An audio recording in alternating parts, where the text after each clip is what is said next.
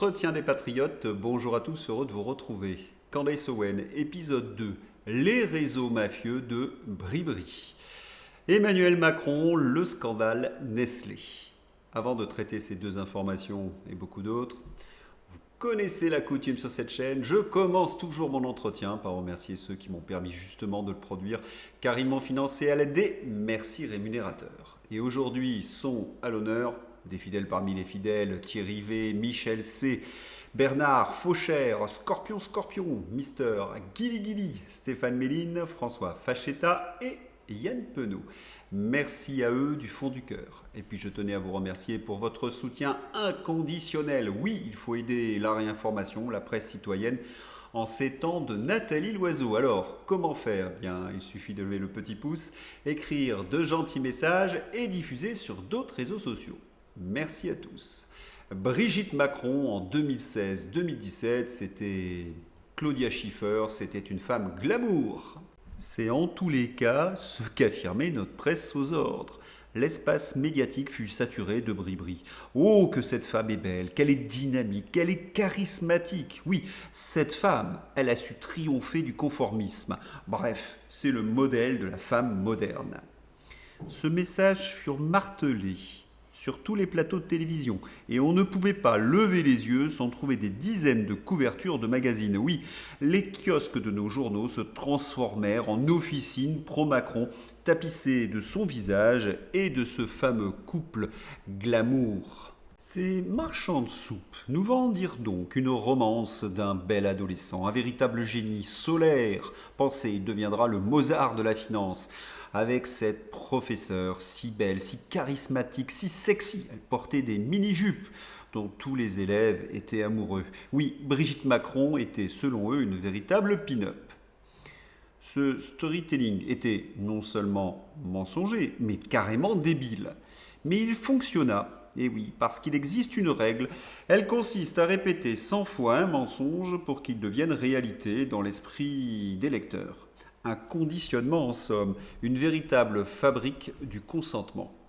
Candace Owens s'interroge, comment cette prédatrice a pu être métamorphosée par ces journalistes en Claudia Schiffer, une pin-up, sans que cela ne fasse réagir personne. Où étaient les journalistes ? Eh bien, ils sont aux ordres et ils étaient aux ordres de cette femme, Mimi Marchand. Vous ne connaissez pas Mimi Marchand ? Doit-on le rappeler ? Mimi Marchand, c'est une ancienne proxénète de la rue de Ponthieu, une figure du grand banditisme. À la fin de sa vie, elle a été à la tête d'une agence de communication, Best Image. Elle faisait régner la terreur dans le milieu des journalistes et des paparazzi. C'est elle qui fut chargée de l'image de Bribri. C'est elle qui a inventé cette histoire grotesque de Bribri glamour.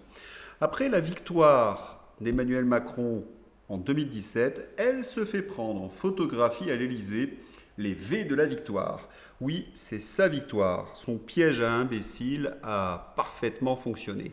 Mais il y a un fait étrange. Comment Mimi Marchand a-t-elle pu approcher Brigitte Macron et Manu ? Eh bien, c'est Xavier Niel, très ami avec Mimi Marchand, on y reviendra, qui a présenté donc Mimi Marchand au couple Macron. Vous apercevez Xavier Niel sur la droite sur cette photographie. Xavier Niel, le patron de Free, a présenté Mimi Marchand à la future Première Dame. Faut-il répéter à ces journalistes que le titre de Première Dame n'existe pas en France ? Et Mimi Marchand s'est rendue indispensable. Elle a d'abord identifié l'origine des rumeurs qui expliquaient que Manu était homosexuel. C'était des ragots répétés par un ancien patron de presse, lui-même homosexuel, qui les répétait dans tout Paris. Autrement dit, un patron de presse connaissait bien Manu, mais Mimi Marchand a nettoyé ces rumeurs pour empêcher justement que les Français se posent trop de questions.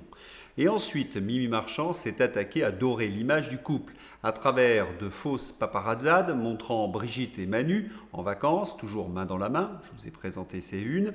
Et grâce à Mimi Marchand, les Macron vont faire la une de Paris Match une vingtaine de fois.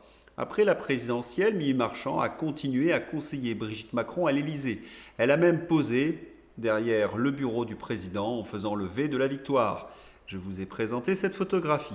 Pendant les premiers mois du quinquennat, les photographes de Best Image, son agence de communication, avaient toujours le meilleur accès au président.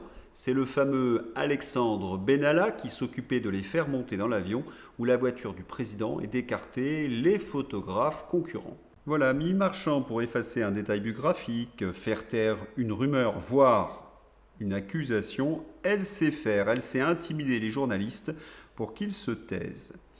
Et son amitié avec Xavier Niel laisse songeur. Candace Owen s'interroge. Remarquez, il y a un proverbe en France qui dit que qui se ressemble s'assemble. Xavier Niel et Mimi Marchand, eh bien, c'est le même milieu. On a envie de dire, c'est le milieu tout court. Oui, c'est à peu près le même CV. Rappelons-nous, nous étions au milieu des années 90, dans le Parisien.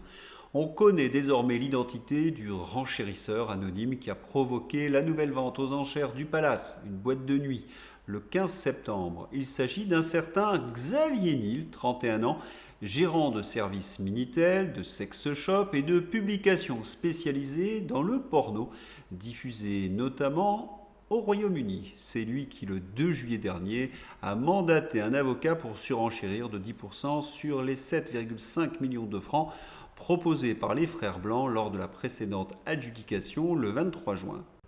Porno, Minitel Rose, sex shop, c'est le CV de Xavier Niel, l'ami du couple Macron. Ont-ils des souvenirs communs? C'est fascinant. Mais ce n'est pas tout, Xavier Niel a fait de la prison pour abus de biens sociaux. Je savais que ces paiements en espèces provenaient d'un recel d'abus de biens sociaux. Oui, Xavier Niel a été condamné parce qu'il recevait de l'argent liquide venant de sex shop. Mais voyons voir cette histoire au plus près. Xavier Niel aurait été dénoncé en juillet 2002 par un mystérieux informateur qui l'accusait de percevoir indûment des sommes provenant d'un sex shop situé rue de la Gaîté dans le 14e arrondissement de Paris. Il était donc l'actionnaire d'un pipe show.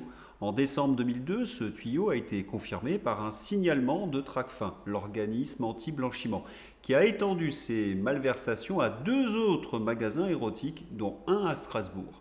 L'enquête a ensuite permis d'établir que Xavier Niel était, avec sa sœur, actionnaire majoritaire d'un pipe show situé rue du Faubourg National, toujours à Strasbourg. Les investigations ont révélé que l'endroit, géré par une société baptisée Roxane, je reviendrai dessus, était un lieu de prostitution, les stripteaseuses pouvant s'isoler avec les clients contre rémunération. Lors de sa garde à vue, Xavier Niel a reconnu les abus de biens sociaux aux dépens des 3 premières sociétés, mais il a fermement nié avoir connaissance des faits de prostitution. Xavier Niel qui joue les grands naïfs, lui, ce requin des affaires. Non, Xavier Niel ne se doute pas que les 5000 francs qu'il palpe en liquide venant d'un sex shop, cela pourrait être de l'argent de la prostitution. Oh, c'est quand même assez étonnant. C'est un peu comme Mimi Marchand, Xavier Niel. Ce sont des anges avec des cœurs tout mous, de grands naïfs. Il faut savoir que son associé et celui qui a lancé Xavier Niel dans les affaires, c'est Fernand Develter, proxénète et producteur de porno. Mais Xavier Niel ignore tout, que l'argent que lui verse donc Develter pourrait être de l'argent de la prostitution.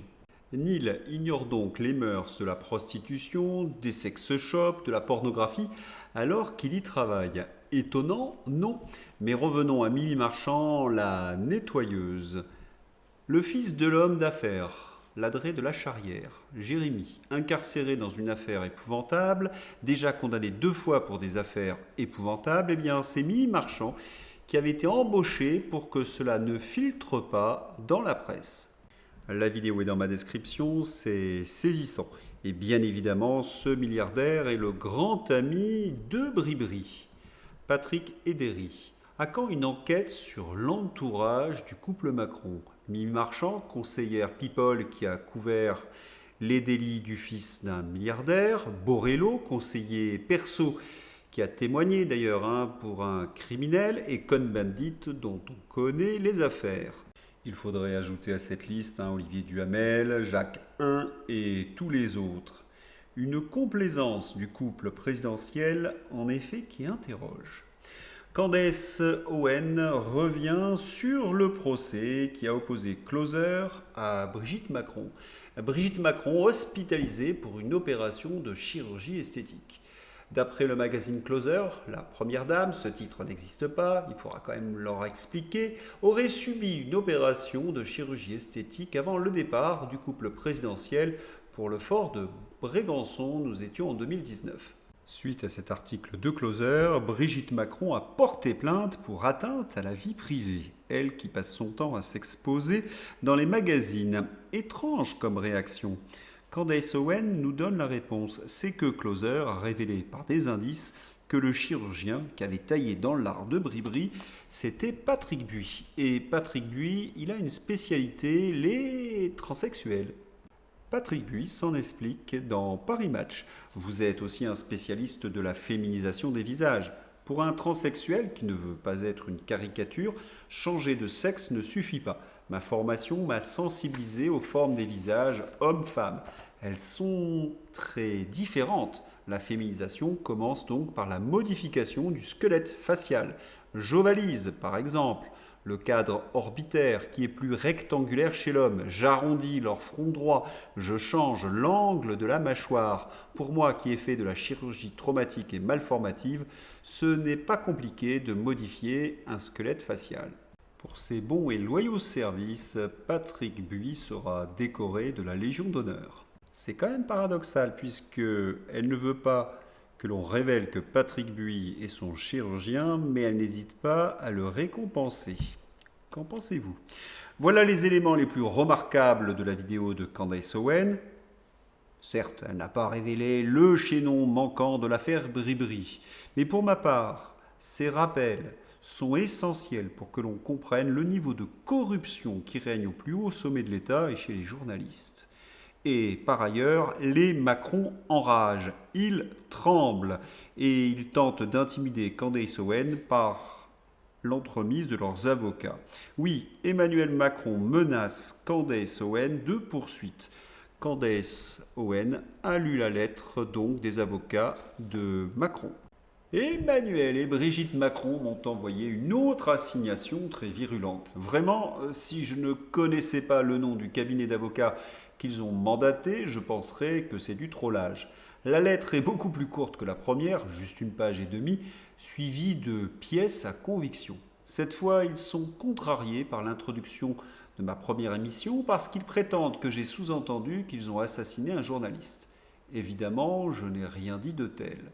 Vous remarquerez que dans ma dernière correspondance avec eux, je leur ai adressé une liste de questions simples, par oui ou par non, comme Brigitte a-t-elle donné naissance à 3 enfants, avec la promesse qu'après leur réponse, nous diffuserions la vérité.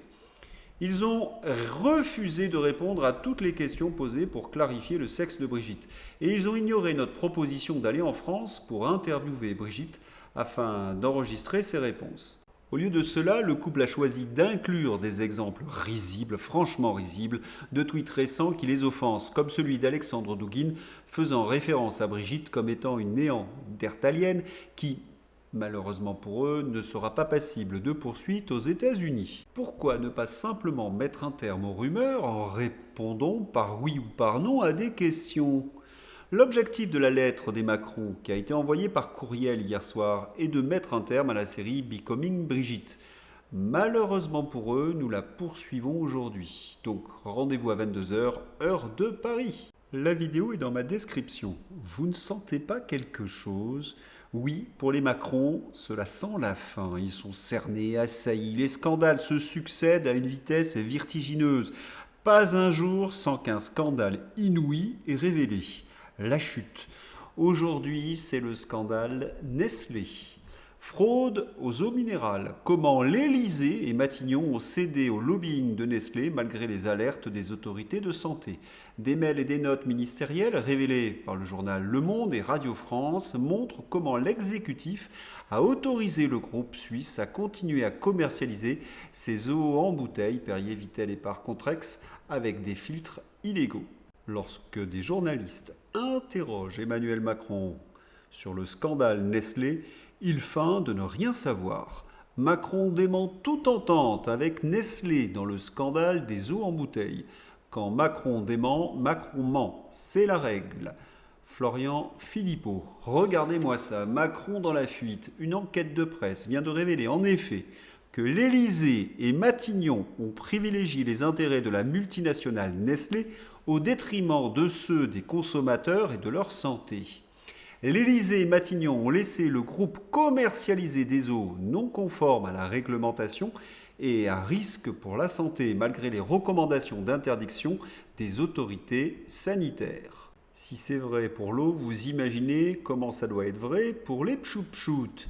Et rappelons que Nestlé et Macron, c'est une vieille histoire. À l'époque, banquier chez Rothschild et compagnie, Macron a conseillé Nestlé pour le rachat de la division nutrition de Pfizer, une opération réalisée grâce à ses liens avec l'ex-patron du groupe suisse. Résultat, Macron obligé de fuir le problème dans cette vidéo. Petite remarque, le journal Le Monde a été l'un des piliers de la Macronie. Oui, ils ont été supporters d'Emmanuel Macron jusqu'à la collaboration. Mais depuis la dissolution, ils ont changé de camp. Ils nous ont sorti le scandale de la pandémie avec le livre Choc de Davé et l'homme. Et là, hier, ils nous ressortent le scandale Nestlé. On a hâte de lire leur troisième scandale. On va peut-être les conseiller sur cette affirmation de Darmanin. Darmanin confirme qu'il y a des produits stupéfiants dans les cercles du pouvoir. Compte tenu de la situation, ceux qui en prennent peuvent aller en cure et laisser des experts s'occuper du marasme actuel. On voit très bien qui est visé par cette information. Macron, c'est la chute, c'est le moment bunker. Et pourtant, certaines formations politiques épargnent le président de la République. Insupportable. Le Rassemblement national ne déposera pas de motion de censure après le déclenchement de 2,49.3 par Bayrou. Le Rassemblement national veut donc que les Français subissent encore la torture des gouvernements Macron. Injustifiable. Sont-ils une réelle opposition ou des pots de fleurs dans le paysage politique ? Il y a comme une forme d'incompréhension parce que le 49.3 est une abjection démocratique. Ce budget est une abjection, c'est même Jean-Philippe Tanguy qui nous l'a expliqué. Et toutes les décisions qui ont été prises par ce gouvernement depuis 2 ans sont des abjections. Pourquoi refuser la motion de censure ? Au nom de quoi ? Ah, si, j'ai entendu Bardella parler de stabilité. Parce que le Rassemblement national trouve la situation française stable. Sont-ils ivres ? Il serait peut-être opportun pour Bardella de cesser de faire la fête à Bruxelles et de regarder la situation française. En 1997, nous dit Charles-Henri Gallois, la France accueillait 140 000 immigrés par an. En 2017, à l'arrivée au pouvoir d'Emmanuel Macron, c'était 348 000. En 2024, c'est désormais 468 000. Ajoutons à cela que 200 000 clandestins ont été régularisés sous Macron. La situation est hors de contrôle. C'est de cette stabilité-là que parlait Bardella. Florian Philippot, l'info est tombée ce matin. Le nombre de SDF a doublé en France depuis 2012. Doublé, 350 000. Et la France s'enfonce dans la crise du logement. Mais on vient de sortir 600 000 logements classés G du marché locatif à cause du DPE. L'eau issue d'une directive européenne, bien évidemment. Et on va en sortir encore des millions dans les prochaines années. On continue de verser des milliards et des milliards à l'Ukraine, à Moderna, à l'Union européenne, aux anciens premiers ministres avec leurs incroyables privilèges. Que cesse cette indignité ? La France doit reprendre le contrôle de son destin et s'occuper d'elle-même au plus vite. Manifestement, il faut conserver cette stabilité pour Bardella du logement. Et puis, les décisions de ce budget sont, comme je le disais il y a un instant, une abjection. L'adoption du budget 2025 en 49.3 implique hausse des frais de notaire, triplement de la taxe des billets d'avion, malus automobile alourdi, la TVA sur les chaudières qui passe de 5,5 à 10%, taxe sur les transactions financières, grandes entreprises, le taux passe de 25 à 37%. Et ce n'est pas fini, c'est passé discrètement et par 49.3 hier, mais le coup est très dur pour beaucoup de micro-entreprises. Jusque-là, ce statut permettait de ne pas avoir à facturer la TVA jusqu'à 85 000 euros de chiffre d'affaires annuel. De quoi avoir le temps de se lancer, de développer son affaire. Bayrou vient d'abaisser ce seuil à 25 000 euros. Il compte sur cette mesure pour apporter 400 millions d'euros de recettes. En réalité, 200 000 travailleurs indépendants vont être durement touchés. Beaucoup devront mettre la clé sous la porte. Pourquoi s'en prendre aux petits, au service du quotidien? Bardella veut-il ainsi conserver la stabilité dans l'augmentation des taxes et du chômage? Oui, on a compris, c'est incompréhensible. Il y a malgré tout des bonnes nouvelles, mais celles-ci sont à l'international. Ukraine. Le principe de réalité rattrape tout le monde. Ukraine, Volodymyr Zelensky se dit prêt à négocier directement avec Vladimir Poutine pour mettre fin au conflit. Il a fait cette déclaration à la télévision anglaise vers une rencontre Poutine-Zelensky. Dans une interview ce mardi, à la télévision anglaise, le dirigeant ukrainien Volodymyr Zelensky, en guerre avec la Russie depuis près de 3 ans, s'est dit ouvert à des négociations directes avec le président Vladimir Poutine et d'autres puissances pour mettre fin au conflit. Il faut quand même rappeler que l'armée russe vole de victoire en victoire. Il faut qu'il se dépêche de négocier Zelensky, parce que bientôt il n'y aura plus rien à négocier. Bonne nouvelle également aux États-Unis. La candidature de Robert Kennedy Jr. vient d'être approuvée par la Commission des finances du Sénat. À une voix près, 14 contre 13. Un vote ultra serré. Notez bien que cette approbation n'est pas définitive, il faut encore le vote de tous les sénateurs. Suite à ce vote, les actions du Big Pharma ont commencé à décrocher. Autre bonne nouvelle, la porte-parole à la Maison-Blanche, Caroline Leavitt, expose le gaspillage de l'argent des contribuables américains dans l'USAID. L'USAID, ce n'est pas seulement le soutien discret à des changements de régime partout dans le monde, c'était aussi la promotion du wokisme, de la politique de dépopulation sous couvert de planning familial, avec un budget multiplié par 10 de l'Open Society de George Soros. L'USAID, la vache à lait secrète de Soros. Le groupe de réflexion conservateur américain Heritage Foundation a affirmé en 2017 que l'Open Society Foundation de George Soros était devenu le principal exécutant de l'aide de l'USAID depuis au moins 2009. Voilà, déstabilisation des régimes politiques, financement de l'aide aux migrants, wokisme. Ces 3 virus étaient inoculés par l'Open Society et par l'USAID. Reste-t-il encore quelques foyers infectieux près de chez nous? Oui, comme une grippe aviaire en Europe. Nathalie Loiseau. Le machin pour censurer la parole en Europe contre les ingérences étrangères est présidé par Nathalie Loiseau, membre d'une machine à influencer de Soros. L'Union européenne, cette farce tragique qui nous coûte un pognon de dingue et qui nous détruit. Allez, c'est l'heure d'ouvrir la page fantaisie, une toute petite page fantaisie avec Emmanuel Macron. Faites abstraction du filtre, voyez l'attitude et écoutez le président s'adresser au personnel soignant qui se plaignent de leur salaire. C'est une grosse connerie. Et surtout, le regard. Voilà, c'est tout pour aujourd'hui. J'espère que vous avez apprécié cet entretien. Je vous souhaite une excellente journée. À bientôt. Au revoir.